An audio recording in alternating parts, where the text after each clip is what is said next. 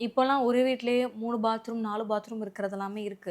So அந்த மாரி பண்ணலாமா? பாத்ரூம் இந்த திசையில தான் வைக்கணும் அப்டின்ட்டு இருக்குதா சார்? கழிவறை லேபரட்டரிஸ் எப்பயுமே வடமேற்கு சம்பந்தப்பட்டது. கழிவு என்பது வெளியேற்றுதல், வடமேற்கு என்பதும் வெளியேற்றுதல். வடமேற்கு மூலையில் பாத்ரூம் வருவது சாலச் சிறந்தது.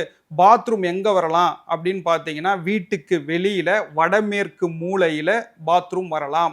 வீட்டுக்கு வெளியில வடமேற்குல மட்டும்தான் வரலாமா அப்படின்னா, மேற்கு நடுப்பகுதி வரலாம். ஓகே. வீட்டுக்குள்ள எங்க வரலாம் பாத்ரூம்னு பார்த்தீங்கன்னா, மேற்கு நடுப்பகுதி வீட்டுக்குள்ள போட்டுக்கலாமா. Okay sir. இப்போ தென்மேற்கு மூலையில ஒரு பெட்ரூம் இருக்கு. அந்த ரூமுக்கு வடமேற்குல அட்டாச்டு பாத்ரூம் போட்டுக்கலாம். இதுதான் சாலச் சிறந்தது. சார் நான் வடகிழக்குல பாத்ரூம் போடுறேன் அப்படின்னா, அங்க ஒரு துர்மரணம் சம்பவிக்கும். வடகிழக்கு ஈசானிய மூலையில பாத்ரூம் போடக்கூடாது. அப்படி போட்டா திடீர்னு ஒரு 52 வயசுல தேவையில்லாத சில தொந்தரவுகள் வரும். அதே மாதிரி என்ன ஒரு விஷயம்னா, தென்கிழக்கு மூலையில் பாத்ரூம் குளியலறை வரக்கூடாது.